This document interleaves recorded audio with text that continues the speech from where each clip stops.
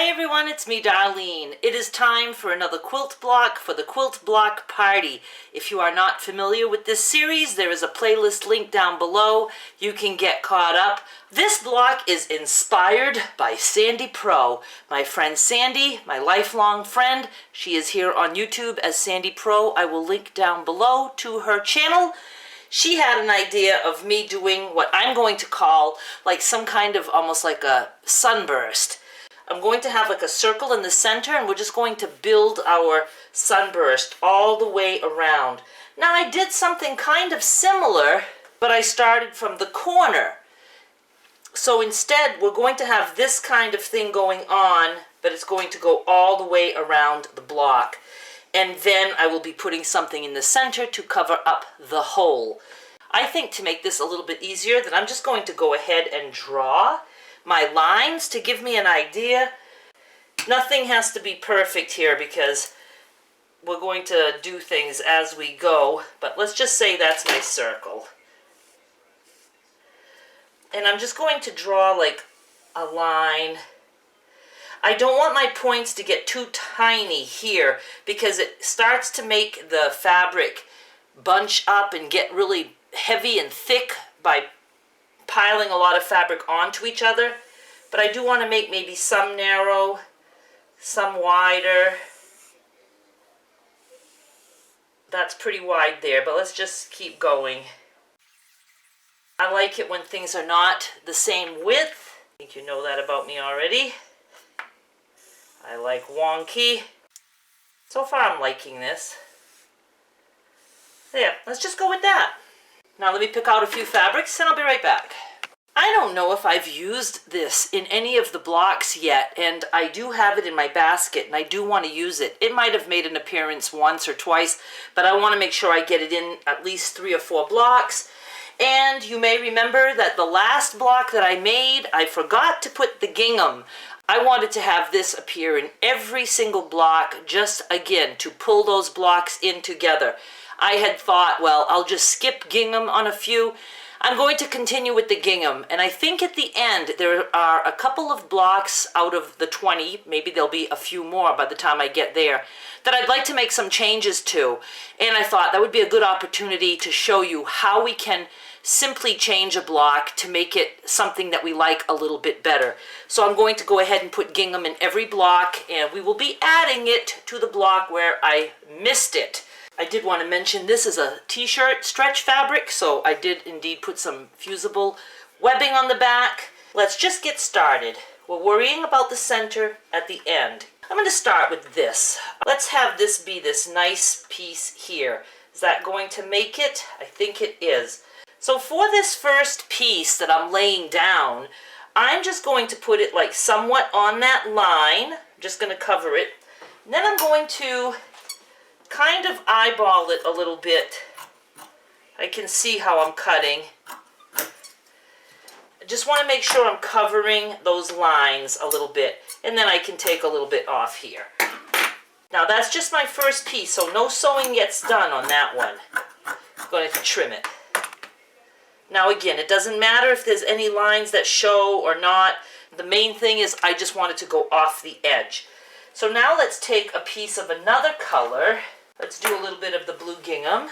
And this is going to go like here, and I'm going to just flip it up.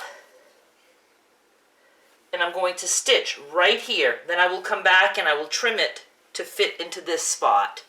I went ahead and trimmed some of the excess fabric of that gingham because it was a little bit much.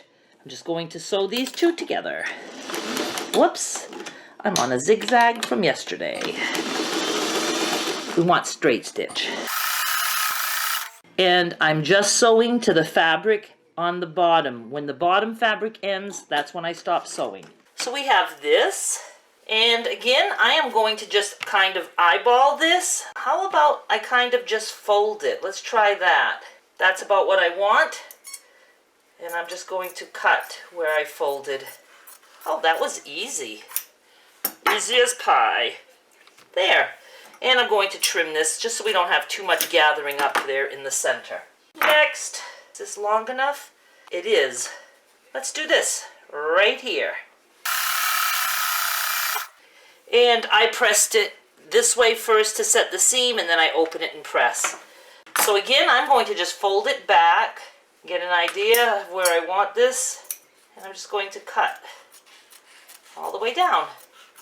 It doesn't matter if you match your line perfectly, because that just means you can do something different as you go. Get rid of that. Don't put thought into your fabrics. You want it to just be spontaneous and just crazy. It's a crazy quilt. I'm going to go like this and just sew down. And we have this.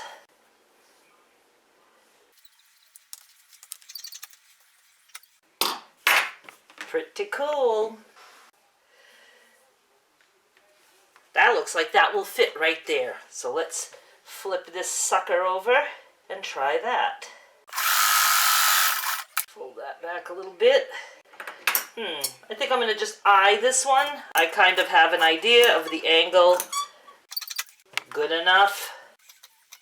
Good, good. What else do we have with a print? Let's toss a piece of this in there, like this. Okay, I made a little bit of a boo-boo.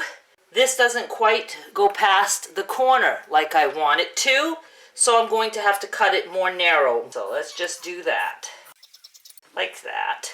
And like that. And this piece will just be a little bit bigger. Or I could make it narrower and then add another piece. Let's do that. Let's make some new lines here. Let's ignore this line. Let's make a line like this and a line like that. And that might change too. We just don't know. Okay, let's do some blue gingham and let's make sure we have enough. I need a straight edge here. That will work. And again, I'm going to just eyeball it. I'm putting my scissors like this, and I know I'm just cutting that way. Now we need a piece here. Does this fit here by any chance? You know what? I'm going to use this squiggly line after all. I'm going to throw in a little tiny piece of this red. It's like the fire in the sun. So I'm going to go like this and stitch. Now first I'm going to trim some off here in the center. Now I can see this doesn't cover all the way down, but that's okay because I want to make this one narrow. So let's just cut it narrow like that. And it's even going to be narrower because the next fabric is going to go on there. And the next fabric, let's do some of this again. Let's see, I want a straight edge here. So like this, like that. Going to stitch. Now I'm going to keep this again on the narrow side. I'm just going to cut it blindly. Now we have this one. What can we repeat? Another little piece of this solid blue maybe? Let's throw in a little piece of this. Oh, and that's going to be perfect. Like that. I think I kind of like this one on the wide side, but I'm just going to angle it a little bit better. To bring it to there. And now, let's see, do I have some more solid blue? Is that going to be long enough? It's not. Okay, this solid blue will be long enough for here, so I'll save that. I need something longer for here. I think I'm going to put another piece like this, with some of the yellow in it like that. That's what we'll do. Like that.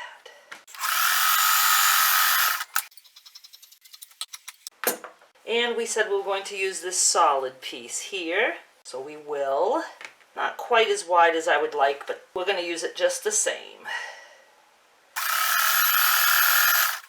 So let's see. I'm going to have to go like that. So I'm not following any lines at the moment. Now we're just going to do one to fill all here. Or I could do a little narrow strip there if I wanted to. I kind of wish they would have been more narrow, but what it is that I like about this is if someone is embellishing the big parts, especially the plain ones, that gives room for decorative stitching or to put some buttons. Very anxious to do embellished blocks. I am very undecided still if I'm going to do any of that on this project. I'm thinking no, but we'll see. You know what? Since I have a piece big enough to make a little strip here, let's go ahead and do it. I'm just going to even it out, and I'm going to put a little strip right there, and I will cut it narrow. And I want to cut that narrow just to make it that much wonkier. Now that is going to be narrow because we have something else going on top of that. And then our last piece is going to be attached in a different way. We will be top stitching. So. What am I doing here? I'm going to end with this print because I will be top stitching, and I have a lilac thread in my machine, so I want to have it go on this fabric. So that will go there. We need one more thing here. We could repeat this guy. We have enough of those kind of things. We have enough of this. Can we throw a piece of the pink in there? I think we can. Do I want to add fusing to the back of it? I think I will. Okay, we're going to go like that.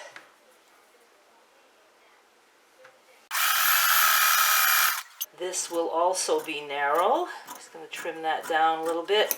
So you can see I didn't follow my lines completely, but it really helped to have some lines there. It gave me some direction.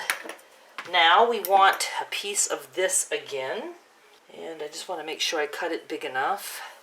Just going to cut it like that. I'm going to press it. Now I'm going to start it the same way we always do. I'm just going to cut off this selvage here. Never sews right on the selvage. So I'm going to start it like normal. I'm just going to put that, let's see, like this. I'm going to do this, flip it, and I'm going to sew right down here. And now what we need to do, we need to cut so that we will land on top of this piece, but we need a seam allowance because we're going to have to fold under and kind of like make a hem, and we're going to top stitch. I'm just going to cut. I can feel my seam allowance like that. Now I'm going to just, did I make it a little too short? I kind of almost did, didn't I? What I think I'm going to do is go to the ironing board first, and I'm just going to fold this over a little bit on my ironing board and press it down. Look at how I am too far from this edge. I was so close to being finished. I don't want to pull the fabric over. So the easiest thing for me to do is just to cut this piece of fabric off. I'm not going, well, I could seam rip. Let's see. Yeah, I'm going to just rip it off.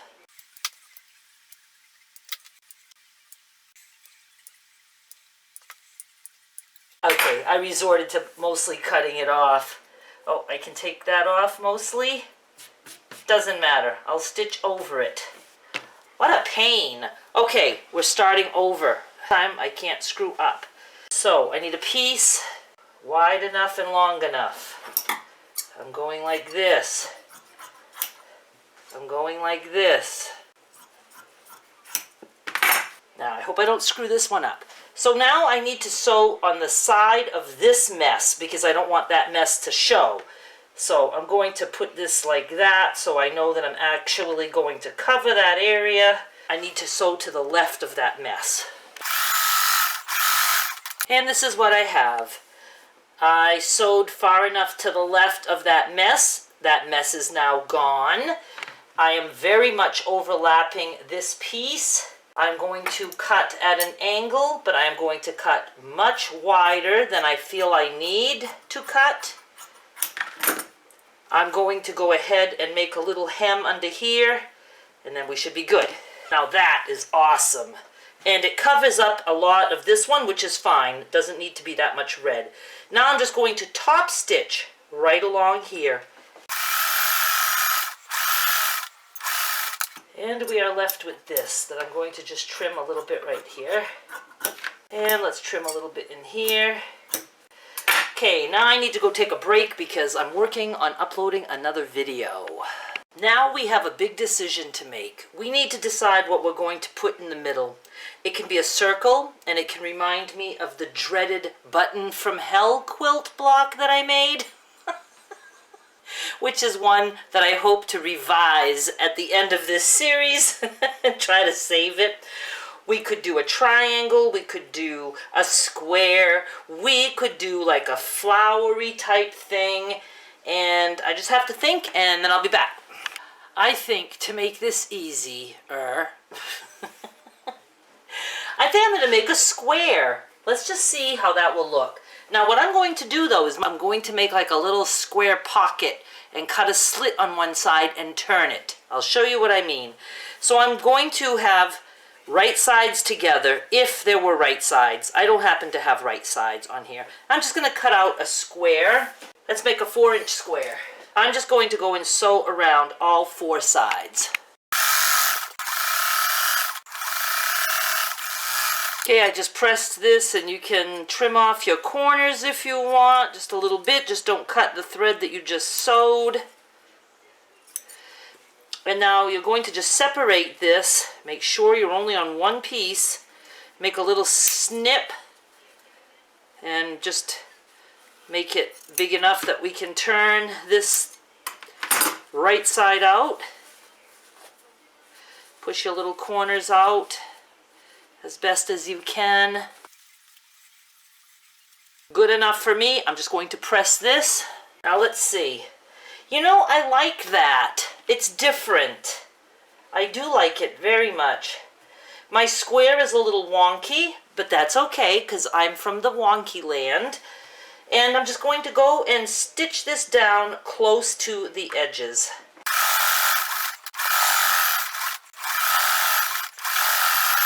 I'm going to square this off to 13 inches. I wasn't even under the camera. That's all right. You guys have seen me do that before. Now I'm going to go sew around close to the edges all the way around.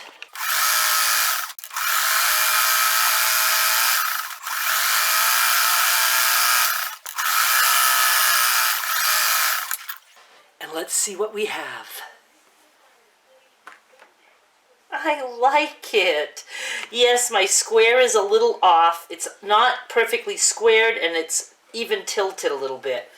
But I think I like that even more because it is wonky. It's supposed to be. But I like the fact that there's something square going on instead of circle. And again, this could be embellished. Very good piece to embellish with the solids that we have and the square in the center.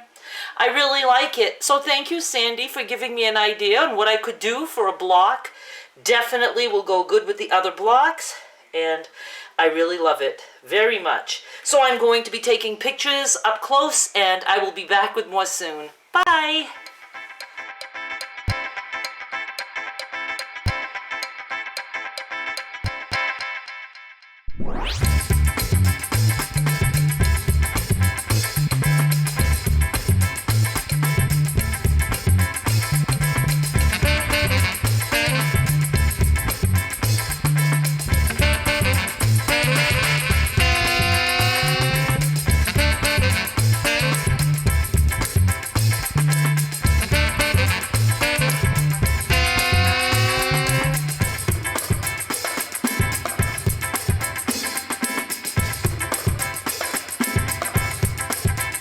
I hope you enjoyed this quilt block. I really ended up liking it. If I don't do any embellishing in this series, I promise that I will do some on future blocks because I have embellishments up the ass. I need to use them.